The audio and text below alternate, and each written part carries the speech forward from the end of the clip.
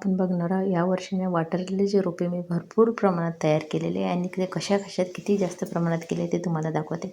हे दाखवत आहे या वॉटर लिलीची माती बदलली होती आणि याच्यावर मी हरडीचे रोपे लावले आहे. पण याच्या आतमध्ये हे छोटे छोटे दिसतात ना, भरपूर प्रमाणात आपल्याकडे निघालेले आहे की बीपासून तयार झालेले रोपं जे की हिवाळ्यात खराब झाल्यासारखे वाटत होते ना, परत भरपूर बी असताना ते परत ग्रो व्हायला लागलं आणि हे छोटे रोपं सुद्धा थोडे मोठे झाल्यावर आहे ना कुंड्यामध्ये लावायचे आहे.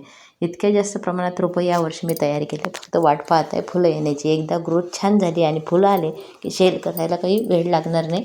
पावसाळ्यातच करेल बहुतेक, कारण पावसाळ्याचं वातावरण वॉटर लिलीसाठी एकदम बेस्ट राहते. त्या वातावरणात वॉटर लिली खूप झपाट्याने मोठे पानं होतात, ग्रो होतात आणि कोणाला दिले तर त्यांच्याकडेही छान ग्रो होऊ शकतील. दुसरं कारण म्हणजे शेल न करण्याचं आता की फुलं कोणते आहे ते माहीत नाही, कारण एकाच साईडला खूप जास्त असे बल्ब जे तयार होते आणि त्याचे मी रोपे तयार केले आहे आणि मला लक्षात नाही यावर्षी काही आयडी टाकली नव्हती तर की कोणतं फुलाचं कोणतं रोप आहे. याच्यामुळे मी थोडं कन्फ्युजन असल्यामुळे आता तुम्हाला नंतर मिळेल ही शेलमध्ये रोपं.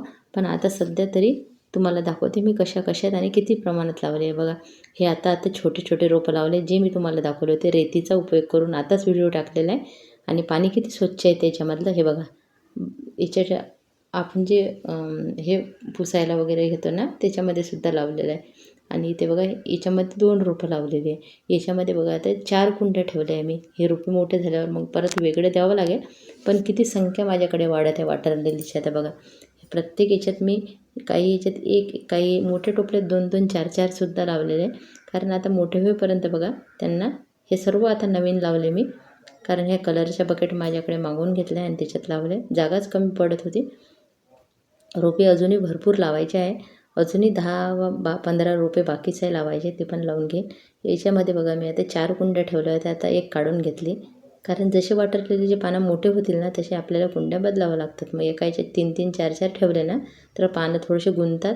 इथे बघा, इथे पण 2 रोपं लावलेली आहे मी आताचे.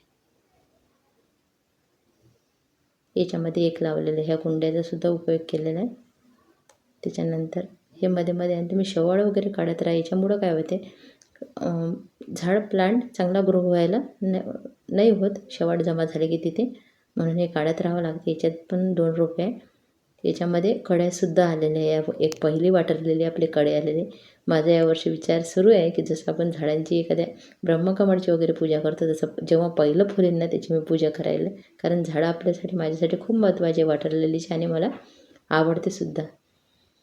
पण छान ग्रोथ घेतलेली आहे. काही दिवसात त्याच्यावर सुद्धा कड्या येतील.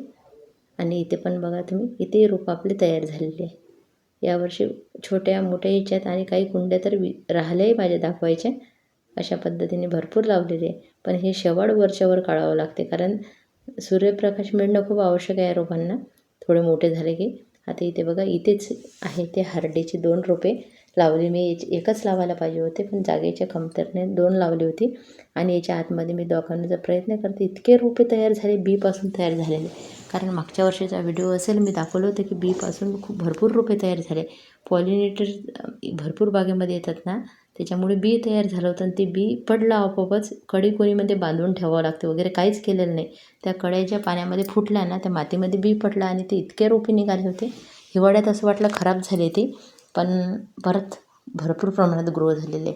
आणि 1-2 टबमध्ये आहे. एका टबमध्ये तर बऱ्याच प्रमाणात आहे, पण थोडे मोठे झाल्यावर इथे 4-5 आपले कमळचे ट्यूबरचे लावलेले. बाकी वॉटर लिली भरपूर लावले, छोट्या मोठ्या याच्यात, छोट्या कुंडे, छोट्या टबमध्ये. बघा, थोडीशी अपडेट तुम्हाला देते म्हटलं काय काय किती प्रमाणात लावले. तुम्हाला कसं वाटलं नक्की सांगा. आवडलं तर चॅनलला लाईक, सबस्क्राईब, कमेंट करायला विसरू नका, ज्याचं माझं ग्रुप वाढेल. धन्यवाद सर्वांचे.